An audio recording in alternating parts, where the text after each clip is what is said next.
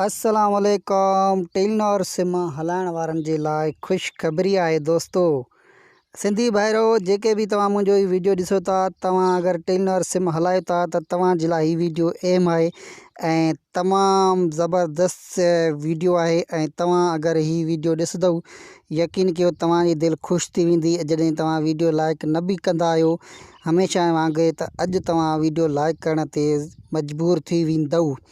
तव्हां जे लाइ हिकु बहितरीन शइ खणी आयो आहियां, छो जो अॼु खां पोइ असां VPN जे हवाले सां यूट्यूब ते वीडियो अपलोड न कंदासीं, छो जो उन में यूट्यूब जी कॉपीराइट जो मसलो थिए थो, इशू थिए थो। इन जे करे हाणे असां तव्हांखे व्हाट्सअप ग्रुप जी डिस्क्रिप्शन में लिंक ॾींदासीं, उन खे जॉइन कयो। तव्हां उते तव्हां असांखे पर्सनल ते मैसेज कयो त तव्हांखे उहो तरीक़ो खपे त तव्हांखे असां उते पर्सनल ते वो वीडियो जेको भी आहे ठहियलु ठुकियलु सॼो तव्हांखे मोकिलींदासीं।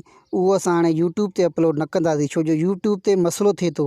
तव्हां सम्झी विया आहियो थंबनेल ते जेकी शइ लिखियलु आहे उहा ई तव्हांखे शइ अगरि खपे त तव्हां डिस्क्रिप्शन में लिंक आहे उहा जॉइन कयो ऐं पर्सनल ते असांखे सिर्फ़ु ईअं लिखो मैसेज कयो, या ग्रुप में ई तव्हां मैसेज कयो, उते लिखो VPN 2।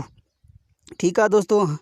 जेको भी ग्रुप जॉइन करे उहो जॉइन करण खां बाद में असांखे मैसेज करे VPN 2, त उनखे असां उहो तरीक़ो सॼो वीडियो जेको आहे मुकमल उन ॾे मोकिलींदासीं।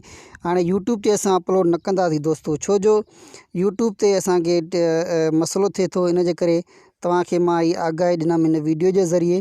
तव्हां हाणे उहो डिस्क्रिप्शन में हिन वीडियो जी में उहो ग्रुप जी लिंक आहे उहा जॉइन कयो। तव्हां असांखे मैसेज कयो, उन मैसेज में लिखो VPN 2, त तव्हांखे असां सॼो तरीक़ो टेलीनॉर जो ॿुधाईंदासीं, त तव्हां पाण ई उनखे ॾिसी करे सॼो सिस्टम तव्हां ठाहे सघो था। मान्या सन्या में वीडियो में ॻाल्हाइण जो मक़सदु इहो ई आहे, अहिड़ी का बि शइ असां नथा ॻाल्हायूं वीडियो में, छो जो वीडियो में फ्री हलाइण जे हिसाब सां फ्री का बि शइ ॿुधाइण सां असांखे यूट्यूब जेको आहे त उहो कॉपीराइट या ॿियो को मसलो करे थो। इन जे करे यूट्यूब मना कयो आहे त फ्री हलाइण वारी का बि शइ तव्हां यूट्यूब ते न ॿुधायो।